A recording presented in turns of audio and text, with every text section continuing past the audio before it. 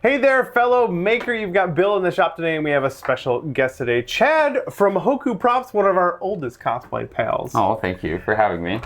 You're here for Emerald City Comic Con. We are. You ran a whole bunch of cool workshops. We sure really did. Exciting. Yeah. Airbrushing, all sorts of really neat things. Yeah, we had electronics, leatherworking, we had a bunch of foam fabrication, a bunch of working with 3D prints and paints. It was great. That's terrific. If you ever go to a convention and they offer hands-on workshops, give it a try. We're seeing it more and more now, especially because of the efforts of fine humans like Chad. Oh, yeah. Go in there, get your hands dirty, and learn by doing, which is exactly what we're going to do today. So we first bonded over 3D modeling. We sure did. I think at BlizzCon in like 2013 or something. Yeah, years ago. Yeah. You saw my hands covered in paint and you went, that guy. You're definitely a prop maker. He's one of my pals right away. Yeah.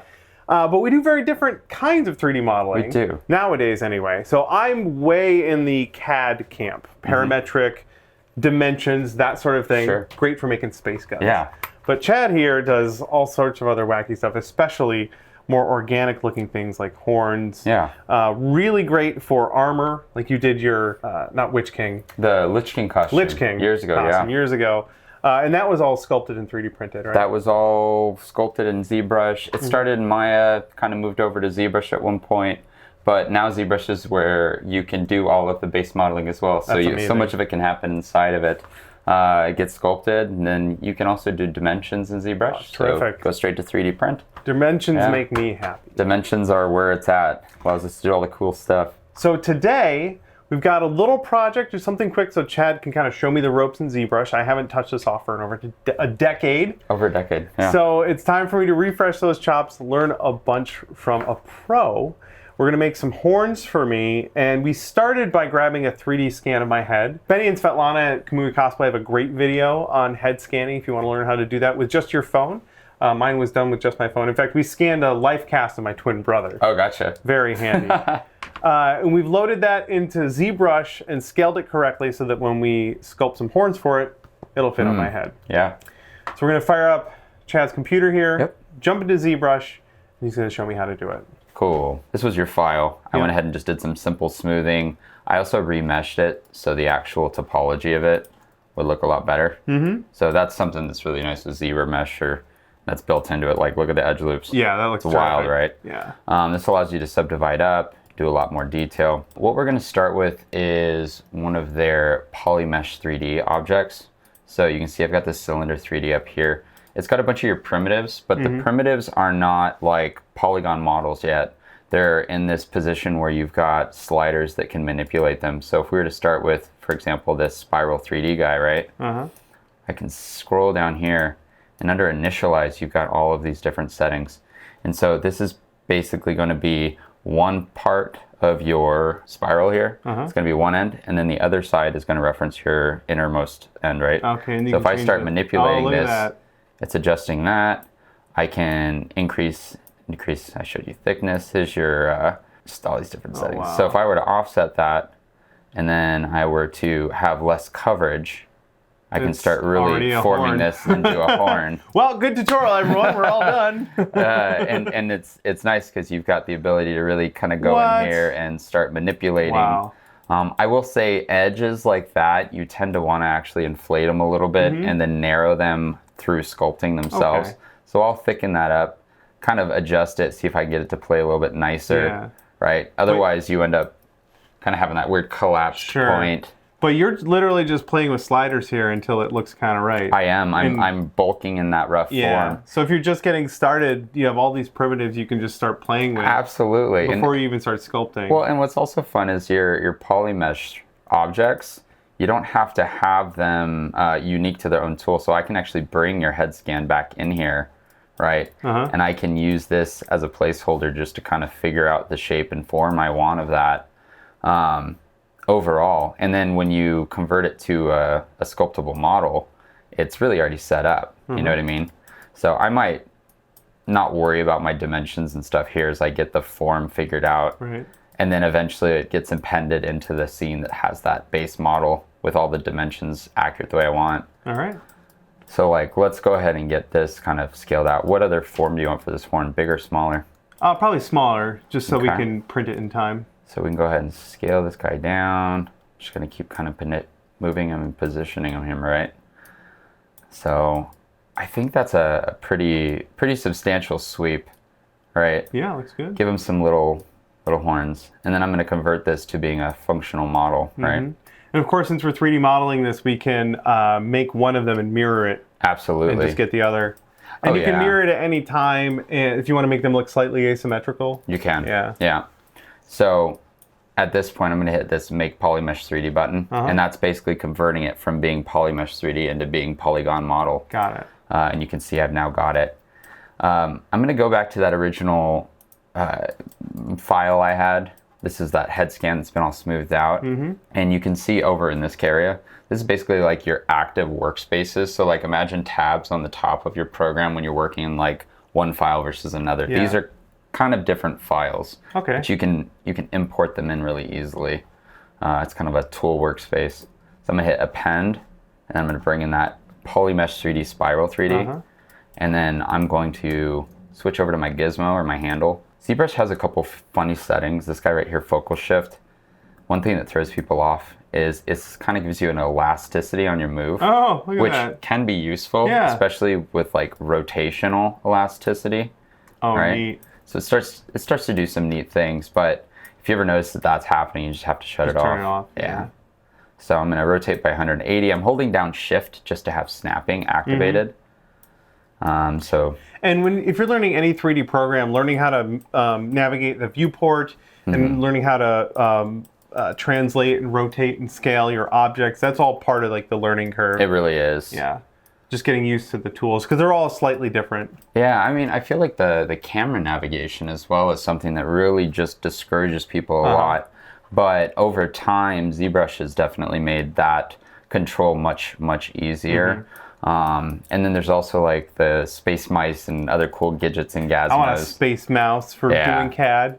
They're like $250 though. You can get them off of eBay pretty reasonably. All right, I bet people get them and then never use them. Right. They think it'll be a really good idea. I'll have to check eBay. So we've got our file here. You know, we mentioned earlier you can mirror this at any time. And now's probably a good time to kind of show how ZBrush supports mirror symmetry so well. So if I open up my geometry tab on this right hand side and go down to modify topology, this is going to give you things like your weld vertices, close holes, a bunch of like interactions with just your basic modeling toolkit. So I'll hit weld points just to make sure that everything's happy. It's kind of just like habit for me. But I'm also going to come down here to mirror and weld, right? You can see I've got my X, Y, and Z axis. So I'm gonna hit mirror and weld, and we've got made a second horn. Look at that. We got a second horn, and now you could have done that over either of those axes. I could have done it, yeah. If I were to switch this over to Z, since this object should be centered on the origin point, you can see it's going to mirror it. But that also shows that this head is sitting far back a little bit. But I mean, it's the same deal. Yeah. So now what I can do is turn on symmetry. That's pretty easy to do. The hotkey for it is X, but if you come up here to transform, it's just going to be right here. Oh, nice. So here's your X, Y, and Z axis. And once again, that's really important for you to be at 0, 0 origin. Yeah. So once that's turned on, anything you do to the right one will happen to the left one. Right. Yeah. So I've got dynamic solo. That's like hide everything else. Right? Oh, there you go. So if I were to just immediately want to start working with this file, the first thing I'm going to do is make sure that it actually intersects with that head first. Okay, yeah. And easily enough is just to use the move tool. So brush, quickly navigating this menu. If you have like a move tool, it starts with M. It's pretty intuitive. M is going to constrain. And now you've got your move tools, like this guy right here, topological and elastic. Topological is great. It kind of grabs whatever's in that brush's diameter and it gives it a soft pulling effect. So you have a nice gradual motion. That would be really good for what we're doing here. So you can almost stretch it a bit.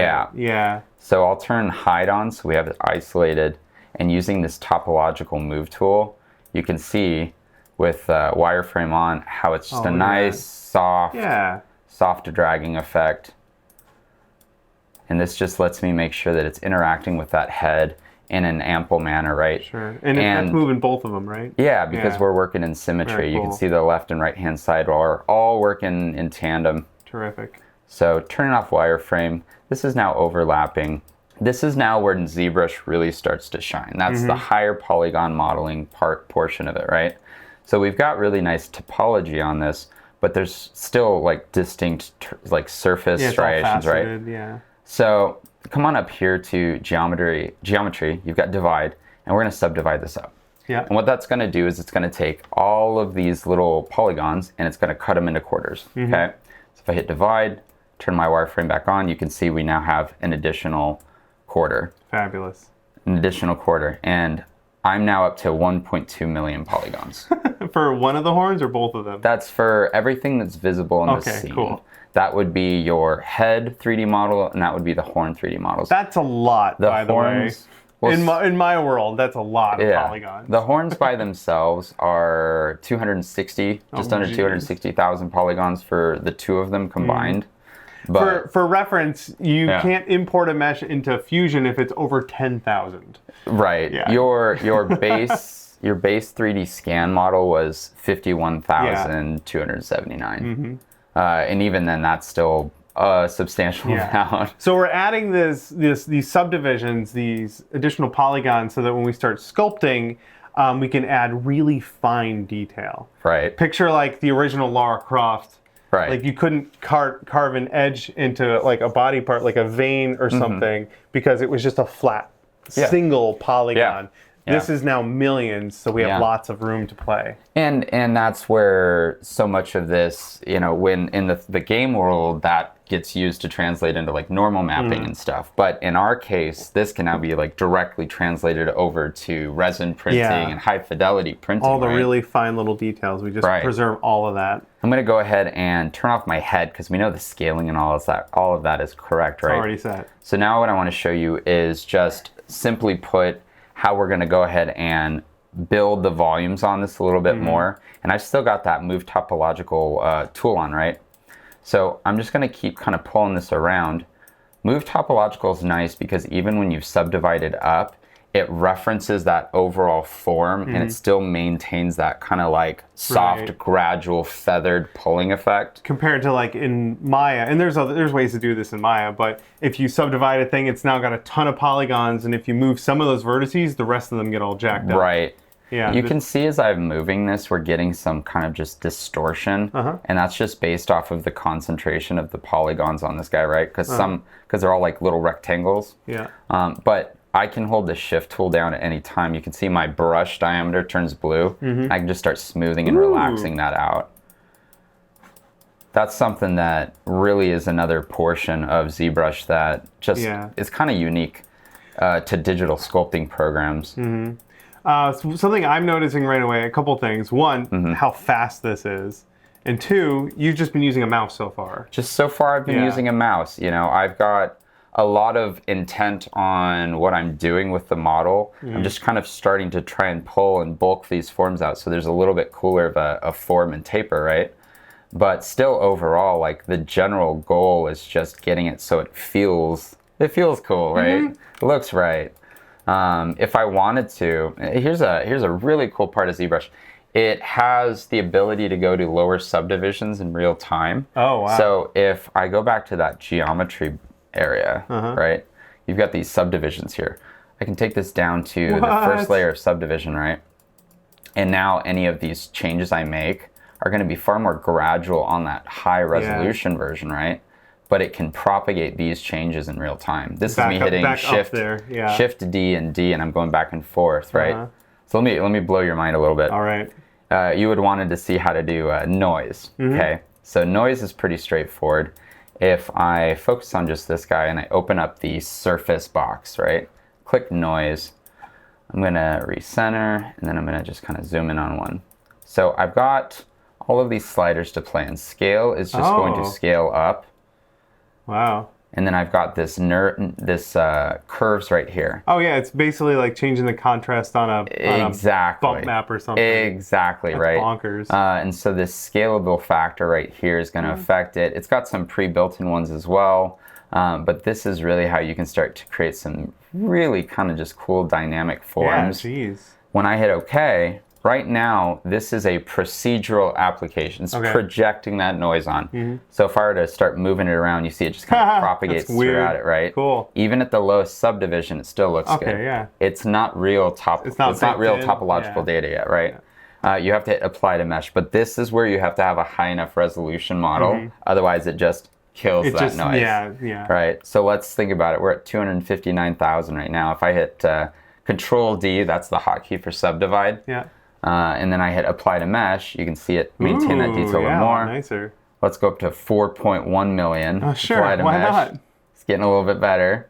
Let's go up to probably 16.5 million. Apply to mesh. Is it going to do it? Is it going to do it? It did it. It did it. Let's not go higher. No, I don't think that's it'll too make much. it. Just a little smoke coming out of your laptop. But I mean, you can see, even though this is at 16.5 million polygons, I can get in here and still display it. And what's intended for this is not for you necessarily to work on this much detail on the whole thing at once. You'll hold Control and Shift and use this select guy, and you can get a little sub selection. And when you do this, Oh, yeah. it's now sculptable. Cool. Right? So Right. you can work with, under the right scenario, like billions of polygons. Yeah, and you just clip out the part you're working on, and then your computer Yeah, and doesn't it's- have an aneurysm trying to render it all. Exactly. Yeah. like it. This is also convenient because if you've got like a sub-selection like this, let's go back down to 16.5. So like this is crazy, right? Yeah. So if I go down to my lowest subdivision and I vastly start manipulating this, and I go back up to that higher subdivision, it will have non-destructively scaled as well as it can a lot of Sure, that detail. yeah. And that was pretty extreme Right, movements so that it I've got doesn't in there, look right? stretched. It's not nearly as bad. Yeah. So when you're doing a lot of iterations on a design and you want to have like a consistent species, for example, with horns like this, but each one has to have a little bit of just subtle changes, you can iterate it incredibly easily by using this workflow, right? It's kind of neat. All right, let's go ahead and set this guy back to where he was. Something reasonable. Something a little more reasonable. I'm also going to delete that 16.5K guy because he's going to just exist in the background going, Yeah. all right. I wonder how many polygons that original Lara Croft character was. I'm going to look that up while you're working. 64 or something like that, right? We've got the surface noise applied. Let's go ahead and not have it applied yet so I can show you some other stuff before that part. All right. Around 230 polygons for the original Lara Croft Oh, sure. character. 230 polygons. That's wild. And this horn was at 16 million. Yeah, the pair. Yeah. The pair. pair. So 8 million-ish each, give or take. It's a couple polygons, right? That's a lot of Tomb Raiders. All right, so let's go back to our surface noise. I can turn this on or off at any time. Oh, of course right? you can. So something that I'll typically do is I'll save the noise application like to the very end, Sure. right? Noise is also interesting because you can, oh, here's fun. Here, I can show you this. If I have noise on, I can store a morph target. And this is basically a snapshot of what this looks like before we've applied that noise. And then so if I were to then go to surface and then hit apply to mesh, okay, I can jump between that, right? And then I have a morph brush. And I can just, with my tablet, using pressure sensitivity, brush that noise into specific Just a little targeted bit areas. here and there, a little bit Yep. there. That's terrific. And that is using... So instead of applying that noise to the entire object, you can just selectively add it wherever you need it. Yeah, I think it's this dude. Yeah, there you go. And since your tablet and stylus has that soft influence with the brush for intensity, you can really feather this in a little bit better than when you're yeah, look using at the mouse.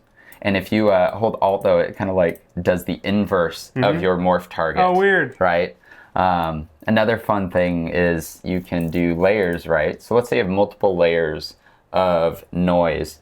You can hit create a new layer, apply your noise, apply like 5 different versions, and then cycle between them and brush in different noises. A little bit here, a little bit there. Yeah, and then ones, these sliders, of course, control the intensity. That's amazing. Yeah, it's wild. It's too much to cover in too little time, right? So let me show you now just some simple brushes. So let's say we use the clay buildup. This is a standard one. This is the difference between modeling here at this point and then like modeling in something else. Is you are in real time basically pushing and pulling these vertices. Right. This is where it's like almost like clay sculpting, right? Mm-hmm. Yeah. This is where it's like clay sculpting. So like, let's just work with the model a little bit and start flushing it out. I'm going to use the mask tool. I'm going to select mask lasso, and I might just make a selection of this guy right here, right? I want to create, for example, like segmented horns that kind of interlock and nest and protrude out and rotate around the length, right? So I'm going to mask that selection. I'm going to hold Control and clicking in negative space, it'll invert that mask. Oh, that's handy. The other way to do this is just going down here under masking, and you've got view mask, inverse, clear, all the different things. You can blur your mask as well. Oh, yeah. And now you've got a softened mask, right? This feels very much like Photoshop to me. It's very much on the creative side, but it's also, because it doesn't work with nearly as many constraints on it like your Fusion, for example, might, because everything's so based off of math, you're able to work with some far more chaotic files as well. Like 3D scans do really well in ZBrush. Yeah. Like I said, Fusion, I have to decimate the head scan to put it into Fusion because it comes in with way too many polygons. Right. Yeah. I'm going to go and use that Move Elastic tool I kind of mentioned earlier. It doesn't have as soft of an effect as the topological flow one did, but it's going to still create a little bit of softness. So I've inverted my mask, and now I can just start pulling and dragging these forms out. So you're only moving the part that's been selected. Yeah, the unmasked region. Yeah, cool. And this is all still working in symmetry, for example, right? That's so quick. So we can just clear that mask. Clearing is easy enough. It's just dragging a mask in empty space.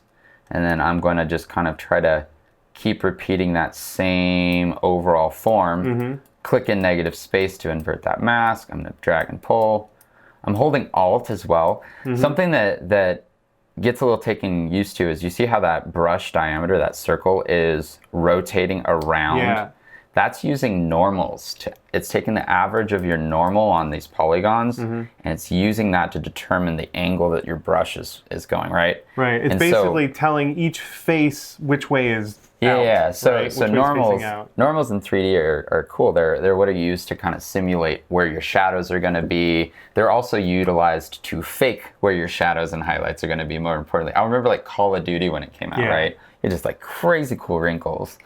So what we're doing here is that normal, the direction of this is also the direction that it's going to pull. Okay. And so it really does take that into consideration when it's interacting with the model. So it doesn't matter which way the camera's facing, it matters which way the normal is? It has to do more with the angle of that. Unless, if I were to hit Alt, it's going to kind of nudge it and pull it more towards me during that process, right? Well, it's definitely a muscle memory program you get used to too. So I pulled that out. And I'm just kind of taking my time with it, right? Just kind of drag down here again. Make sure that that's masked. It was. Invert. And we can just kind of start blasting through this a little bit faster, you know? And I didn't mask down here, but I'm not working down there. You're not going to come close to it? So it should be fine. I'll invert that, do the same thing. And it's just nice to have this kind of like consistent, repetitive process that's so easy to start manipulating, right? Oh, that's terrific. Yeah. And you can change the size of the brush at any time. If I hit S, here's my draw size, you know? And then, again, to me, that's very Photoshop-y, you know? You want to manipulate a much smaller area, you can just change the size and the fall off, I imagine, on the brush. Yeah. Your fall off or your decay, that kind of feathering adjustment. Yeah.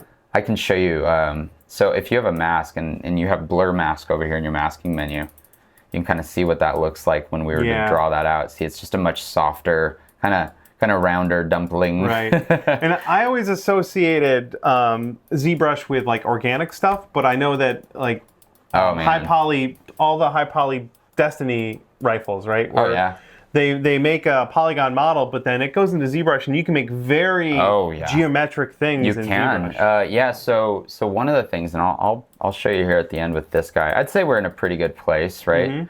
We can maybe do one more right here. All right. There we go.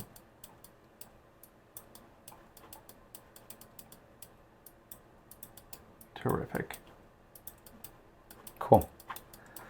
This is a good playground kind of now to move on to doing like stamps and using some of like the carving tools, like your slash tool. The slash tool is like the standard cut. They've got like 3, 4, 5 different versions. So if I come down here, it'll be hotkey BS, like 1, 2, or 3. But slash 3, there's a good one. This guy right here is going to be great for doing just like slash marks. And that's too high. I'm going to drop my intensity down. There you go. Kind of get right in there, dial it in.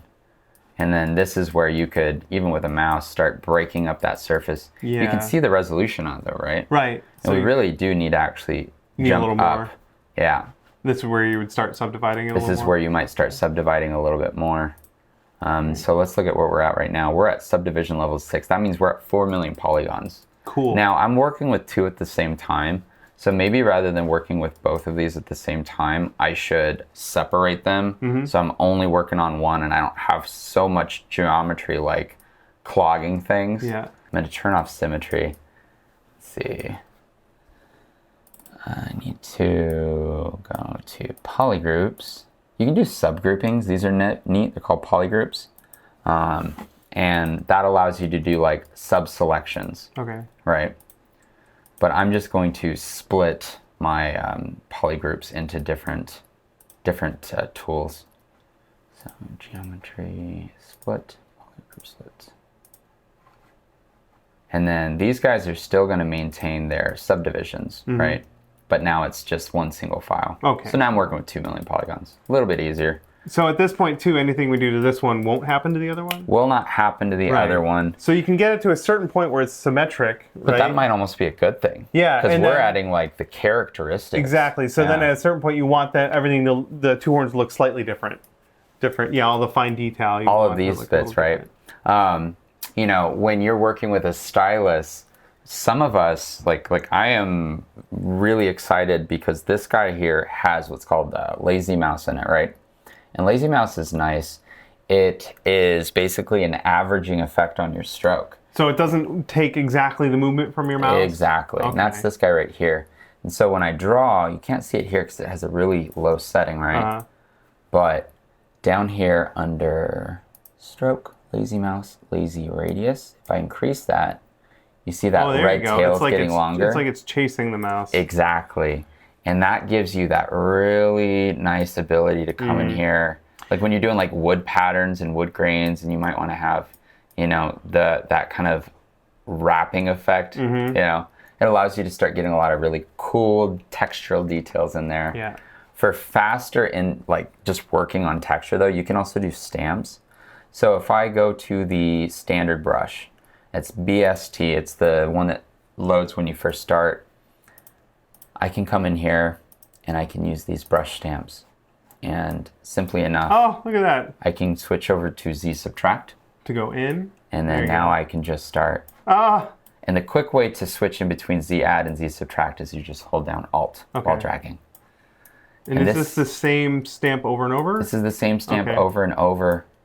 You have a big library of stamps. There's hundreds and thousands of user-made stamps and alphas as well. I'm sure people sell stamp packs. Oh, sure, yeah. sure. But ZBrush Central's also got a bunch of fan and user-submitted ones. So it's got a really great community as well. We'll include a whole bunch of links in the description to like additional resources for learning and getting. Yeah, and I'll send you some cool stuff to check out as well.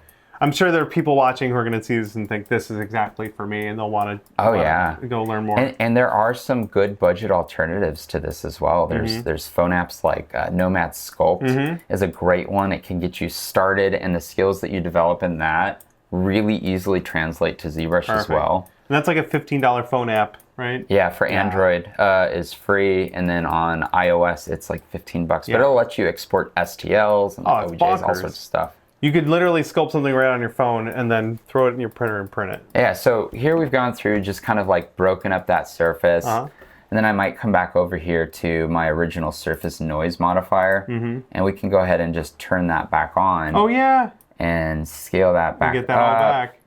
And, you know, I would say maybe not that much. Yeah, it's a bit much. Yeah, but what tends to kind of come through better is when you have larger noise scale, just because it's not quite so... Man, that thing jumps up quick, doesn't it? Let's just give you some subtle stuff like that. How about that? Yeah, it's cool. Cool. I'm going to hit apply to mesh. And that looks pretty good. That does look pretty good. All right, we got one final step. And that's if I turn your head on, I can actually make any fine little last little adjustments. You think we should make it a little smaller? Maybe a little smaller, yeah. Okay. Yeah. I'm going to go ahead and move this just to the center-ish of that horn. It's like that pivot. Yeah, so I'm adjusting the pivot by holding Alt with my move tool, or they call it the gizmo. And then I'm just trying to make sure that this guy's a little bit better situated right there. But I've got a trick I can fix that. Check this out. I can just go to that low subdivision. Oh, and just nudge it back. Nudge you back out, right? Maybe nudge this down so it wraps a little better. Scale back up, or go back to the high subdivision. There like, how easy was that, right? That's really good. Boolean operations. You're gonna cut out. They always blow up, right? Yeah. They always blow up. So I went ZBrush's Boolean operation. It's just done? This is a simulation of what the Boolean operation will look like. Right. And it works so well. I say that, but I'm going to hit save before I run this because it's still a Boolean operation, right? Well, I went to school and learned Maya and polygon modeling, and the thought of using Booleans was like sacrilegious. Oh, yeah. Saving happens really quick. So Boolean operations are pretty simple. You hit this live Boolean feature right there. And then you right here, it's an order of operations. So I'm using this as the object that's modifying everything above. We're only using this one horn on the left-hand side, simply because it's turned on. And then I've got my union, I've got my subtract, and then that's intersect. Right? Good. So I'm going to go ahead and hit subtract. And now what's going to happen is if I were to cut that, it would contour around that surface of your head. Around my forehead. So if you had like prosate or something, you'd have perfect surface area to just go boonk. There you go. Or at least Rob might. I don't know. How close are you guys? This is the scan is of my twin brother's head, and our heads are very similarly shaped. So I've hit make Boolean mesh. This thing is pretty high resolution, so we'll see how it does. But I think it'll take it okay. That's terrific. So then what do you do to print it? And so we need to get it at this point. The next step after this, we're going to go into the 3D print export little sub-menu. Double check the dimensions on it, and then you pick whether you're going to scale and export as metric or standard.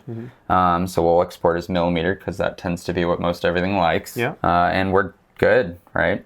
So here is your Boolean horn that is 6.3 million polygons. That's incredible. Keep in mind, I can always, let's say, make a duplicate of that, come up into here into Decimation Master. And that can decimate it, let's say down to 150K. Right, something reasonable. And most of the time, it works pretty well. We'll typically decimate it down in like stages, 500K, 250K, and see what kind of maintains that fidelity the best. Yeah, the file doesn't have to be that big. It really doesn't. If it's still got all the detail you want. Yeah. And then, of course, we could always mirror this in software, but most of the time we just do that over in... you do in the slicer. In the slicer as well. Yeah, you know what? We'll do that. So we're going to export this. We'll throw it in a slicer, mirror it to make two of them, and print them up.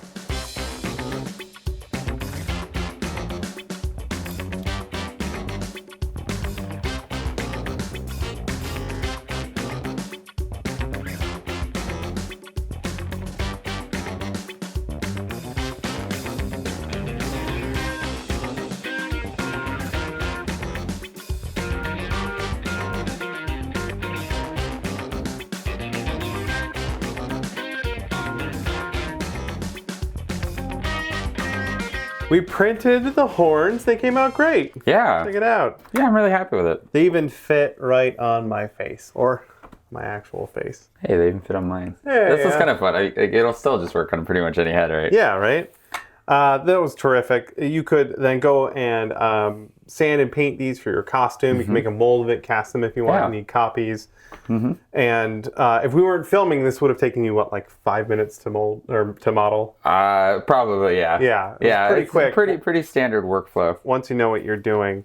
And I'm stoked because now I've got much more insight into the process, and I can start tinkering and noodling and learning more. We use ZBrush for this one, and there's a lot of other options out there, and there's a lot of cheaper options too. And last night we were hanging out, Chad showed me Nomad Sculpt. Oh yeah, Nomad Sculpt. It's almost as feature rich as ZBrush. It's like almost. It's so close to being ZBrush that you can hook up your keyboard and all the hotkeys are even the same. Yeah. Right. So it's neat. It's very close. Especially if you're just starting out, getting into it, you can get Nomad Sculpt for like $15 on your phone. You can do this sort of sculpting on your phone or tablet. In fact, Chad's got his tablet. I do. So why don't we take a quick peek at that before we get wrapped up? All right, so this is Nomad Sculpt. Very similar layout to a lot of the other art applications you use on tablets. It's really this simple, like your clay tools, very similar in this software compared to the other ones. You've got touch sensitivity if you're not using a stylus, but with a stylus, you can see how you've actually got your pressure sensitivity, and that's going to be really nice. So if you're just like blocking out forms, it's really convenient to be able to just get in here and start pulling these forms out while you're still working in symmetry, right?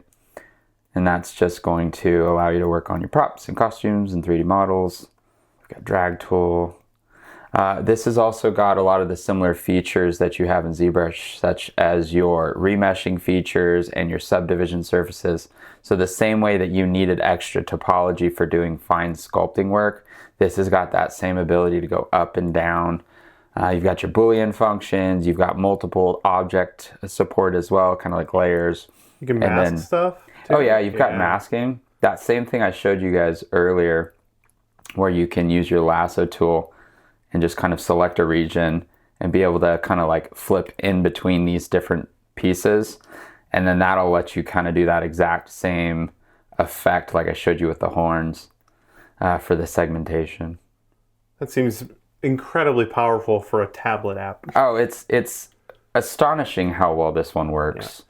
And it's also nice because like I can go sit on an airplane and work with this or work at a convention.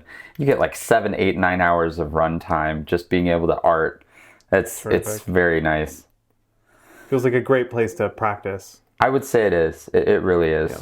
And like I said before, if you're just getting started and you've got a smartphone and a spare $15, that's enough to get started. Oh yeah, and it works really well on current phones. True. It even works well on like some of the older phones too.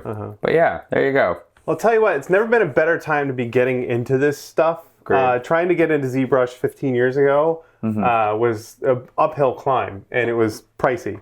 But nowadays, there's so many options to dive in and start learning right away, which I think is terrific. Yeah. We'll have links to everything we talked about down below, some resources where you can learn more, links to all the software that we used if you want to get started. I know this is the sort of thing that people are going to see and go, oh, no, I could try that. Oh, yeah. Because maybe CAD isn't for you, but hand sculpting is. Yeah. And you've got a smartphone. Yeah, I mean, literally on the smartphone, it's almost like finger painting, but 3D modeling. So that's a good way to start. And then even from the app there, you can export a file to print. Yeah, for printing purposes. It's totally a viable option nowadays. Yeah. If you do start doing any of that sculpting, I'd love to see it. You can tweet pictures at me. I'm at Chinbeard. Chad has been awesome hanging out with us for a couple days after Emerald City Comic Con. It's always a blast, man. It's been a delight. If you want to check out anything that they've got going on, HokuProps.com. HokuProps.com. You can find everything, social media, Hoku Props, everything. Head on over there, give them a like on all the social medias, because they keep sharing all the rad stuff that they're making. Oh yeah. That'll do it for us. Thanks for hanging out with us in the shop today. Hope you learned something. I know I did. Special thanks goes out to the members of our Extra Credit Club for supporting what we do. We'll have links to our Patreon and, of course, YouTube memberships down below if you want to join and get access to videos a little bit early every week. Thanks again for watching. Thanks again, Chad. Oh, thanks for having me. For hanging out. Fun. We'll see you all in the next build. See you guys. Happy crafting.